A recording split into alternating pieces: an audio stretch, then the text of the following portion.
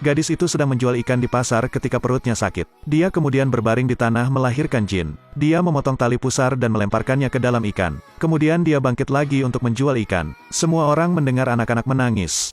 Tangisan jin menyelamatkan hidupnya sendiri. Tapi ibu anak itu karena pembunuhan dibawa ke kematian. Jin baru saja lahir, menyebabkan orang lain mati, kemudian Jin dibawa ke panti asuhan. Gaillard mengadopsi anak itu. Semua orang mengira Jin akan mati malam ini, tapi Jin mengambil jarinya dan membawanya ke hidungnya untuk menciumnya. Semua orang menemukan bahwa anak ini tidak normal. Anak laki-laki itu bisa mencium bau daun di tanah, buah pir, bahkan bangkai tikus dan semut. Anak laki-laki itu dapat mengingat aroma-aroma ini dengan baik. Ternyata, Jin memiliki kemampuan untuk mencium aroma. Pada usia 13 tahun dia sudah bisa mencium aroma kayu, rumput, batu, air, bahkan katak di dalam air. Pada titik ini, Gaillard menjual Jin. Setelah tawar-menawar, Gaillard mendapat $7. Tapi kemudian, dia dibunuh oleh bandit. Sama seperti itu, satu orang lagi meninggal. Di lokasi konstruksi, Jin bekerja 16 jam sehari. Bos sangat puas, memutuskan untuk membiarkan Jin keluar. Di pasar, dia bisa mencium berbagai jenis dupa dan menghafalnya.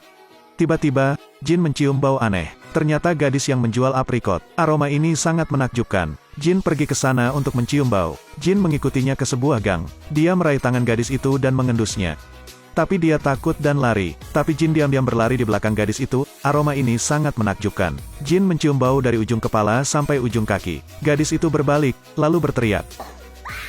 Jin menutupi mulut gadis itu. Pada saat ini, dua orang lewat. Jin terus membungkam gadis itu. Ketika mereka pergi, gadis itu dibunuh oleh Jin. Dia dengan cepat melepas pakaiannya, dia mencium bau dari kepala sampai kaki. Tapi aroma ini berangsur-angsur menghilang. Jin sangat tidak sabar. Dia harus belajar bagaimana mempertahankan aroma yang indah. Dia pergi mencari pemilik toko parfum. Toko parfum ini sudah tutup. Karena pesaing membuat parfum lebih harum. Jin berada di depan Baldini, segera membuat parfum lain lebih harum. Setelah mencium baunya, Baldini merasa sangat senang. Seperti dia dicium oleh cinta pertamanya. Keesokan paginya, Baldini menggunakan $50 untuk membeli Jin. Dia sangat senang karena dia mendapat banyak uang. Tapi malam itu, dia mengambil $50 untuk pergi keluar. Hasil perjalanan pulang. Selesai, orang lain meninggal. Jin segera menerima Baldini sebagai gurunya. Toko parfum telah menjual banyak barang, orang-orang mengantri untuk membeli parfum. Pemiliknya juga mengajari Jin cara menyuling minyak mawar. Akhirnya, Jin membuat tetes pertama. Jin sangat senang. Dia pergi untuk membunuh kucing dan anjing untuk menyelamatkan aroma tetapi gagal. Baldini berpikir Jin adalah orang gila. Dia bilang dia tidak bisa mengajar Jin lagi. Dia menyuruh Jin pergi ke ibu kota parfum, Grasse. Ada cara lain untuk memisahkan minyak esensial. Namun sebelum berangkat, Jin harus menulis 100 resep parfum. Bagi Jin, ini semudah pai. Setelah dia selesai menulis, dia pergi. Baldini pergi tidur dengan sebuah buku di tangannya. Itu adalah hari paling bahagia dalam hidupnya. Tanpa diduga juga merupakan hari terakhir kehidupan. Hais, satu orang lagi meninggal. Sesampainya di Grasse, Jin diterima di penyulingan wewangian. Dia juga memulai rencananya. Itu menggunakan tubuh gadis-gadis muda untuk membuat parfum. Jin merendam tubuh seorang gadis dalam toples kaca. Jin mulai mengambil saripati itu, tapi Jin gagal lagi. Jin pergi ke jalan untuk menemukan seorang gadis yang menjual bunga. Berapa yang harus aku bayar untuk bersamamu? Kali ini, Jin menggunakan metode baru. Dia mengoleskan lemak babi di lengan gadis itu. Gadis itu mengira Jin memiliki hobi khusus, jadi dia sangat tertarik. Namun saat melihat Jin memegang pisau, gadis itu panik. Dia berdiri dan melemparkan uang itu pada Jin. Keluar dari sini.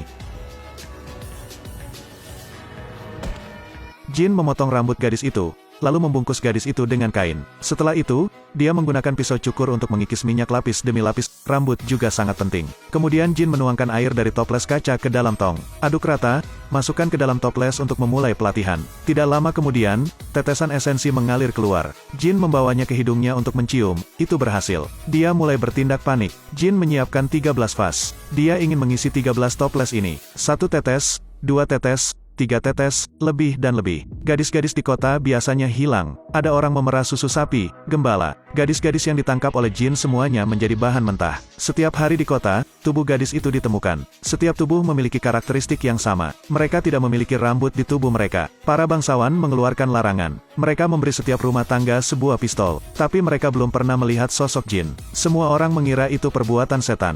Hanya Antoine yang tidak berpikir begitu. Hasil tes menunjukkan bahwa mereka tidak diperkosa. Mereka baru saja memotong rambut mereka dan tanpa pakaian. Antoine menduga dia mungkin sedang mengumpulkan sesuatu. Dia menebak dengan benar. Jin sedang mengumpulkan aroma, dia sudah mengisi 12 botol, hanya tersisa satu botol terakhir. Jin telah menemukan targetnya, itu adalah Putri Antoine, Laure. Antoine menemukan pintu kamar tidur putrinya terbuka. Dia segera membawa Laure bersembunyi. Kelompok itu sudah setengah jalan ketika dia dan Laure pergi bersama. Lalu dia membawa Laure ke sebuah motel, dia juga memilih kamar dengan tebing di luar. Jin melihat aroma Laure memudar dan mengejar. Berkat indera penciumannya, Jin menemukan motel Laure. Di tengah malam, Jin membuka jendela dan masuk. Dia melewati pemilik penginapan, melewati anjing, ke kamar Laure. Dia siap untuk memukul. Tapi Laure berbalik lagi. Gadis itu membuka matanya dan menatap Jin. Ini adalah keinginan untuk hidup. Tapi bagi Jin, keinginan untuk hidup ini hanyalah beberapa tetes minyak esensial. Jin akhirnya menciptakan parfum paling harum di dunia. Keesokan paginya, Antoine datang untuk membuka kamar Laure. Dia patah hati ketika melihat tubuh Laure. Lalu ada kabar, bos Jin mengetahui bahwa Jin adalah pembunuhnya. Mereka menemukan banyak rambut dan pakaian korban di kamar Jin. Para penjaga menemukan Jin. Dia dibawa untuk dieksekusi. Semua orang di bawah panggung berteriak keras. Hakim dengan marah menyatakan, pukul sampai mati dengan tongkat besi. Apa yang membuat orang sangat membencinya? Ternyata Jin telah membunuh 13 gadis untuk membuat parfum. Pada hari eksekusi, orang banyak berkumpul seperti semut. Semua orang mengutuk pembunuh yang membunuh si pembunuh. Mereka ingin melihat iblis ini dibunuh dengan mata kepala sendiri. Namun, keajaiban warna terjadi. Jin dibawa ke kereta mewah. Dia mengenakan pakaian bangsawan dan turun dari mobil. Semua orang segera terdiam. Bahkan para prajurit berlutut untuk memberi hormat. Dia naik ke platform tinggi. Orang yang memegang alu juga berlutut. Semua orang di sekitar terkejut. Orang ini tidak bersalah. Jin mengeluarkan sapu tangan dan meneteskan parfum di atasnya. Dia melambaikan tangannya, semua orang mencium aroma ini. Semua orang terpesona. Mereka mulai beribadah bersama Jin. Salah satu dari mereka berteriak, orang ini tidak bisa menjadi pembunuh. Dia adalah dewa, malaikat. Kemudian semua orang mulai saling berpelukan.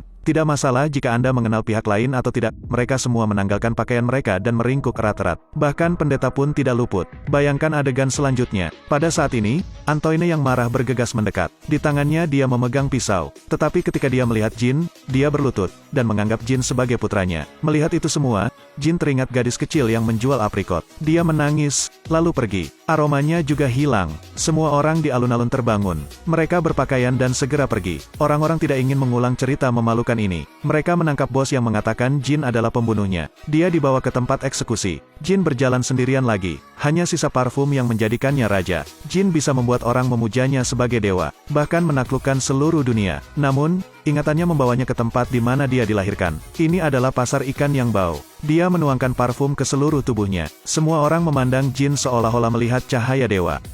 Malaikat. Aku mencintaimu. Semua orang bergegas menuju Jin. Semua orang mencabik-cabik Jin. Kerumunan bubar, hanya menyisakan potongan-potongan pakaian Jin. Jin telah menghilang dari dunia, seolah-olah tidak pernah muncul. Mengapa Jin memilih untuk bunuh diri? Jin baru saja membuang 13 botol parfum yang dia buat dengan susah payah. Jika Anda melihat lebih dekat, mereka yang halus akan memperhatikan. Apakah kamu menyadari?